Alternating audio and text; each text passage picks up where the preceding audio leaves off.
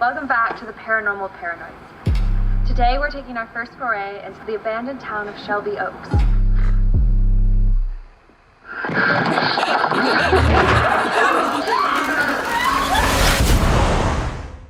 Shelby Oaks, one of the first in probably a long line of new movies from prominent YouTube personalities. Yeah, that's correct. This film is an independent film written and directed by well-known internet personality and fellow film reviewer Chris Stuckmann. Right away, I've got to put up a disclaimer here that I do not know Stuckmann's works. I might have seen a video or two of his at some point in the past. I watch other movie reviewers like Amanda the Jedi, but Stuckmann I don't really remember, and I have no idea what style his reviews may be, past or present. So I'm completely in the dark here. I'm only saying this to show that I'm going into this movie with no bias or like or dislike in particular for the guy. I know nothing about him besides that he does YouTube film reviews, like me, which honestly is impressive to think about considering the projects I have in the works too. Hint, hint for things to come. So that, what did I think of Shelby Oaks? Well, it's not great. It's not terrible either, but it has a lot of issues. I do want to applaud Stuckmann in general though. Making movies is hard, expensive, and really time-consuming. And this film seems like it was in the works since 2022 and was funded almost entirely through a Kickstarting campaign. They had to do reshoots back in March of this year that doubled the budget so they could add more violence and gore bits, although not enough in my opinion. So it's interesting to see that more films are going the route of low budget and crowdfunding. I mean, I just reviewed Good Boy last week, so that's something. I love seeing more indie voices in film in particular. There's way more opportunities for unique stories to come through that way. So congrats to Stuckmann on making a movie. That's an accomplishment. Really cool. Now then, let me get into what works and what doesn't in this film. And there is a genuine moment here where the switch flips from good to bad, but as usual, I'm getting ahead of myself. What is this movie even about? Is it spooky? Is it a good mystery at least, since it bills itself as a horror mystery? Let's find out. Shelby Oaks follows a woman named Mia as she searches for her sister Riley, who had gone missing 12 years prior when she was visiting the fictional ghost town of Shelby Oaks, Ohio, for her online paranormal investigation series. When new evidence that shows where Riley might be suddenly lands in Mia's lap, she takes it upon herself to go searching for her lost sister. Right away, there's a lot of decent bits here. The setup for this movie is great. Nothing starts a mystery better than a tagline, and this movie really wants to hammer in the line, "Who took Riley Brennan?" So that's something. Honestly, the film is really solid for the first half. It's well paced, well acted, has plenty of intrigue, and some nice tense moments, and a fantastic setup. The payoff is where the film falls off for me. But let's start with the positives. An interesting thing this movie has going for it at the very start is that the first 17 minutes are a faux documentary style film similar to Lake Mungo or The Tunnel. Really interesting. It uses a lot of found footage stuff. It's a really damn good intro that was supposed to be kept a surprise for most viewers. Stuckmann originally wanted the switch to the normal narrative to be the surprise, but the advertising had to include a lot of later scenes, so the idea was ultimately scrapped. That makes the documentary bits the surprise instead, and they are not unwelcome. I really do love how it switches as well from documentary to standard narration too. There's a really big shocking moment that serves as a good trigger, even if said moment is also a very slightly overused trope. You see it a lot. I also want to point out the references Stuckmann uses here in the film. Riley and her friends in their videos are dressed up extremely similar to the characters from the Blair Witch Project, for example. It's most likely a direct reference to that film, given how Riley and her friends are also investigating local legends in and around Shelby Oaks and ultimately find more than they can chew going missing. So we have that referencing Blair Witch and the documentary referencing Lake Mungo, so I like that. That's cool. The found footage is this film's strongest bits by far, and I can see some audiences getting annoyed when it suddenly switches to the standard narrative. I do think it's an interesting idea, and I think it could have been done effectively, but ultimately I think the movie really needed to lean a bit further into it and either just go full documentary or include other mockumentary moments spread throughout the film and other found footage sections. There's just not enough here, which is another issue I have with this movie, but let's talk about the acting first. This film hinges almost entirely on one performance, that being Camille Sullivan as Mia. She does a fantastic job of being a determined and eager sister, ready to do whatever it takes to find and rescue her sibling, even believing that she's still alive, while pretty much everyone else presumes she's dead. She does have a few issues here and there where her reactions just don't seem to match up with her actual actions, but most of these seem to be due to writing issues. For example, there's one bit where she's clearly about to go check something up a flight of stairs, but instead decides to stay where she is and flip through a random book she finds, seeming to forget about upstairs in general until later, which is very strange. Also, so many moments where she senses something spooky and has to do a very slow, scared turn to go look at it. It's not Sullivan's fault, but it does get extremely repetitive. She's better when she's being determined and actually doing stuff other than reacting. After her, Riley is also an interesting character, played by Sarah Dern. She's also very solid in what bits we see of her, especially in the found footage sections. She comes off like she's seeing something disturbing or sensing something terrifying, and it fits really well with the character. I kind of wish more of her was kept for later bits in the film to keep her as mysterious as possible, but then again, she is the linchpin of the story, so we have to see a decent chunk of what she's about. And Dern does a great job with it overall, so props to her. These two really work well, even though they don't necessarily interact much on screen. And that's honestly everyone of note or significance in this film outside of some side roles. However, I do want to point out a random cameo from Keith David for some reason. Why are you here?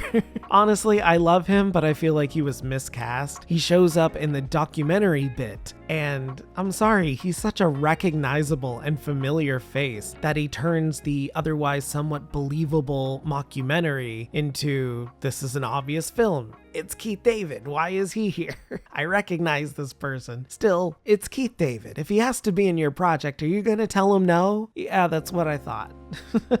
But that does lead me into the failures of this film. There is a moment about halfway through, once Mia actually decides to travel to Shelby Oaks, where the film takes a nosedive in quality and completely loses the plot. Suddenly, we're not focused on creepy found footage anymore, but instead one woman making incredibly dumb decisions and wandering through creepy abandoned places as slowly as she possibly can. The first scene like this doesn't really add anything to the story too, it just kind of shows up for earlier payoff, and it just kind of fills time and has maybe one decent jump scare in it, utilizing another lacking bit the movie has.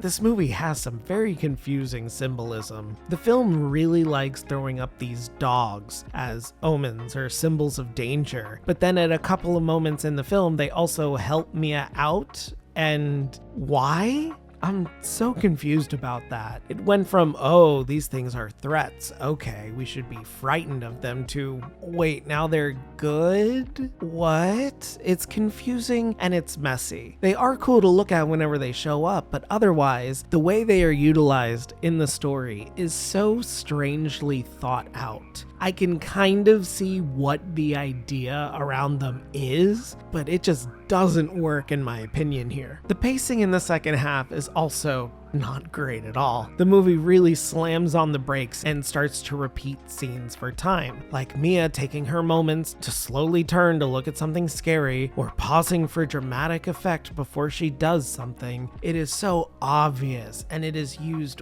way too much in this latter half. I don't know if it was to pad time or what, but it is exhausting. The story also seems to get really confused at this point. Riley's history is explained more and the mystery is mostly understood for the audience, but it feels so disconnected from the first half that it may as well be a separate film entirely. And what's frustrating with that is I'm pretty sure there was a way for the film to get back on track and regain the plot and keep going, had the film had enough focus to do so. It could have expanded on Riley's captor, for example, or even her or Mia's history a bit more. Maybe explored Shelby Oaks more as a town in general, instead of what essentially boils down to an abandoned Ferris wheel in a prison. I get that it's a ghost town, but what town has only 2 structures? Explore this place just a bit more, I am begging you. The movie is called Shelby Oaks. Show me more of Shelby Oaks. I see 2 places. Come on.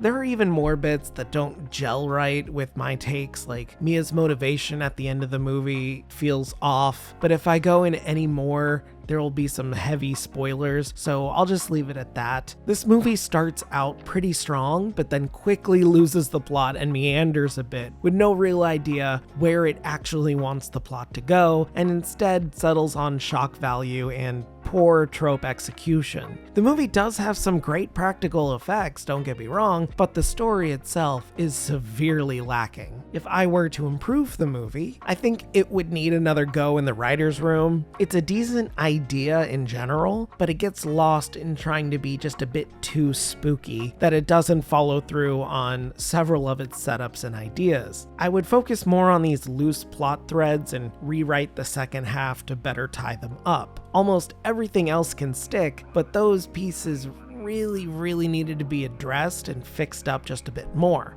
After that, I think you'd have a fairly standard but fun horror movie. Otherwise, I think maybe keeping the faux documentary style for the entire film would have been a lot of fun and kept the frights more solid. We don't have a lot of these in America. Lake Mungo and the Tunnel are both Australian, so it'd be cool to just see something like this. So, I don't know. Do I recommend this film? Not really. It is an accomplishment that Shelby Oaks was made in general, and as a writing and directorial debut, it is a start. I hope Stuckmann is able to come up with some better plot ideas for his future works, but otherwise, this is an extremely middle-of-the-road movie. It's more frustrating because of its strong start and the talent attached to it like Keith David, and even my favorite current horror director Mike Flanagan offering his guidance on the project. I just don't think the latter half is nearly strong enough to uplift the rest of this film. It really needed a rewrite or two and a better focus and idea for where it wanted to go. It's also frustrating because we've had writing and directorial debuts from YouTubers before. Look at Talk to Me. Come on. So, I don't know. I'll have to say that Shelby Oaks is an overall okay time, but it is severely lacking in several areas. So I can't give it that high a score. So ultimately, Shelby Oaks gets a 5 out of 10 from me.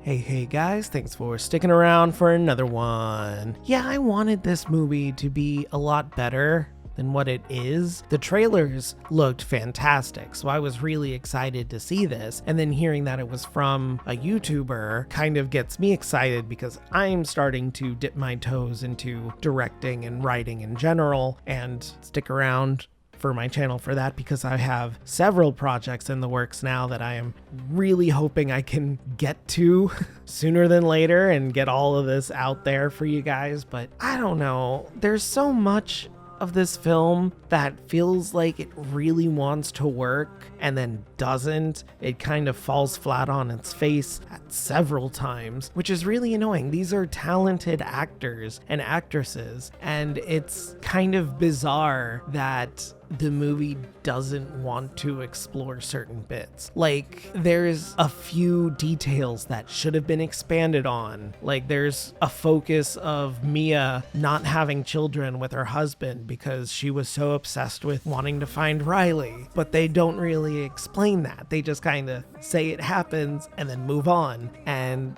that feels very lacking, especially for everything else in the movie that is explained and expanded upon, which is so frustrating. I wanted to learn more about Riley's captor as well. There's a line in here that in the first half sets up some great intrigue, and then there's no payoff. You see where it's going, but it doesn't follow through at all. It just kind of leaves you there. It goes, here, you can figure it out. I'm gonna go do this other thing. And I'm sorry you can't do that. Well, I mean, you can, but it just doesn't work right, especially not here. I don't know. What did you guys think? Did you see this movie? Do you think Chris Stuckmann is good? Do you like his film? Do you like his YouTube videos? I don't know. I don't think I've ever seen him. Maybe I did. I don't know. Anyway, let me know in the comments below. After that, don't forget to like this video, subscribe, ring that bell so you don't miss a video. And yeah, that's it. Have a great day, and if you're not, have a better one. See ya.